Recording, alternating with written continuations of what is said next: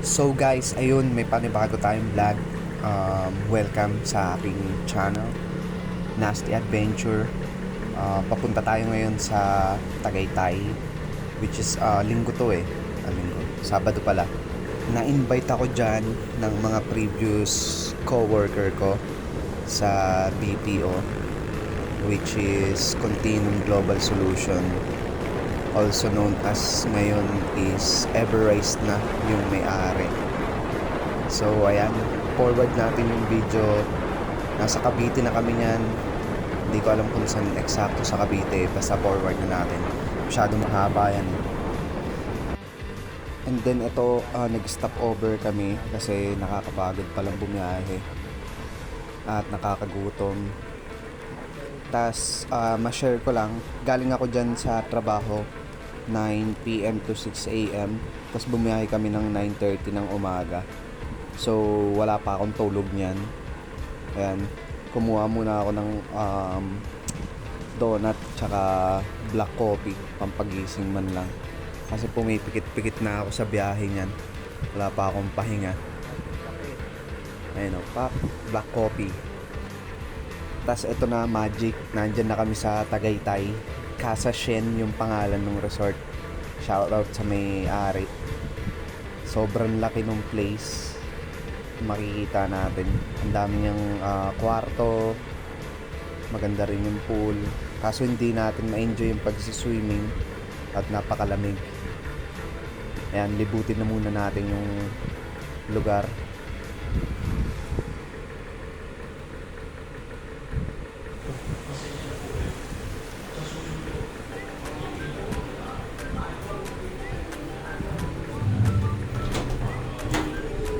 Nasa 6 na kwarto ata to. Tas dito kumain muna kami. Ayan, may bopis, may bulalo bago mag-inuman. Ayan, shoutout kay Powie, partner ng kawork ko dati. Sila din yung isa sa nag-invite sa akin. Kasi ayun yung TL ko, yung nag-aalok ng bopis. Tapos ewan ko, gabi na yan eh. Tapos pinili ko lang muna mag-isa sa gilid kasi hindi ko pa sila ganun kalahat ka-close. Puro bago na yung agent ng TL ko, which is si TL Paul. So dyan natulog na ako. Mag-isa lang ako sa kwarto kasi maaga pa kami aalis kinabukasan. Pupunta kami ng People's Park. Then nagbibihis na ako para maghandang umalis kasi malamang hihintayin ko pa yung mag-asawa, yung kasama ko. Shoutout nga pala kay Ali at kay Powie. Salamat sa pag-invite sa akin dito sa Tagaytay. First time kong magbiyahe ng malayo. Kaya nakabihis na ako dyan. Tapos ikuhain na natin yung mga gamit natin. Tignan nyo naman, walang bagbag yan oh. Parang paper bag lang ata yan.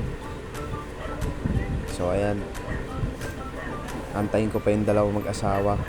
Nagbibihis pa. Papakit muna tayo sa camera syempre.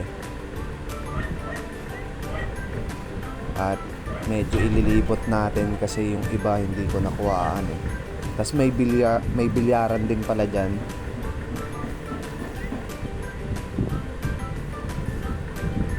Ayun oh.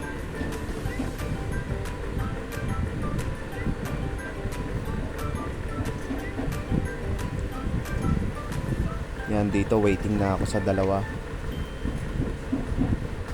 bago umalis.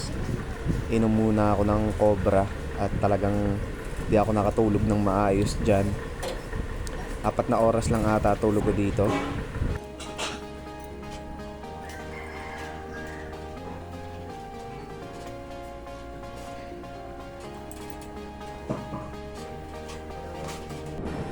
So ito, after maghintay, bumiyahe na kami papunta sa People's Park in the Sky.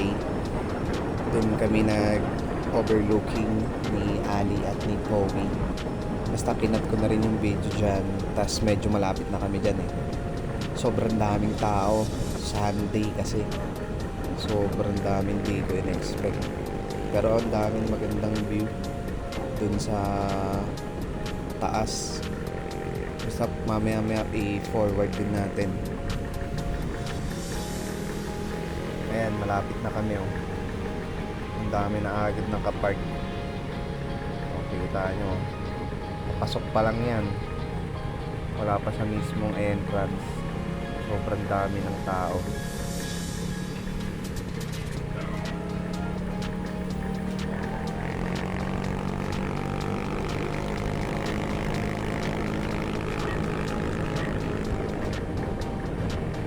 Ayan, dito kakarating lang namin sa People's Park. Ayan, tamang video ng mga overlooking. Nakakawala din ng pagod at nakaka-relax. Kahit marami tayong iniisip na problema, minsan lang tayo makalabas ng bahay. Piliin pa rin natin mag-enjoy sa lahat ng ginagawa natin. Kaya thankful ako dito sa dalawa kasi in-invite nila ako sa ganito. First time ko din bumiyahe ng Tagaytay at makarating ng Tagaytay. Kasi kakakuha ko lang din ng motor. Basta ang taas niya nakakapagod din. Lalo kung paakyat. Ayun, no, kitang-kita yung kapal nung hamog. Yun o. Ulap na parang ulap na nga yun. Oo, ulap na ganun. Basta yun na yun. Mukha yan, saan ginawa yan. Basta yan, enjoy lang tayo guys. Maraming salamat sa mga nanonood. Hindi ko naman gustong sumikat din. Nire-record ko lang din yung mga napupuntahan ko. Kasi totoo yung sabi ng karamihan ng mga rider na nakakapawi din ng pagod kapag napupuntahan mo yung mga hindi mo naman ini-expect na mapupuntahan mo. Pero syempre kinikilusan at ginagalawan yan. Dati nanonood-nood lang ako ng mga reels, mga videos sa Facebook na nakaka-relax talagang mag-overlooking, makapunta sa mga ganyang probinsya. So ayan, binibidyo ko yung dalawa, napaka-sweet nila. Sana all na lang muna tayo. Kasi alam ko naman na may nakalaan na plano ang Diyos para sa pag-ibig na yan. Unahin na muna natin ang sarili at mahal natin sa buhay. Dito, pauwi na kami. Nakabili na kami ng mga pasalubong. Hindi na nga siya magkasya dun sa compartment ng motor ko. Nabubulol pa no? Si Raulo. Ayan, pasalubong ko kala mama. Tapos ayan, pinorward ko na. Pauwi na kami dyan ng Manila. At anong oras na rin yan? Alas 10 pasado na ata to. Basta mag-11 ng umaga. Sobrang medyo mainit-init na. Lalo pagdating na ng Manila. Na-enjoy ko na lang din. Kahit minsan lang makaalis ng bahay. Talagang sinusulit natin.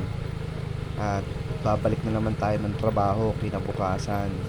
Ang dami na namang iisiping stress, anong diskarte sa buhay. So ay magpasalamat tayo sa mga kaibigan natin na kahit minsan lang natin sila makasama or makausap, hindi sila nakakalimot na imbitahan kayo sa mga ganitong pagkakataon. Kaya shoutout ulit kay TL Paul, maraming salamat. Marami rin ako natutunan sa'yo nung nandun pa ako sa Continuum. At sa mag-asawang to, thank you, ride safe kayo palagi. Next time ulit, maraming salamat. Ingat kayo palagi. God bless.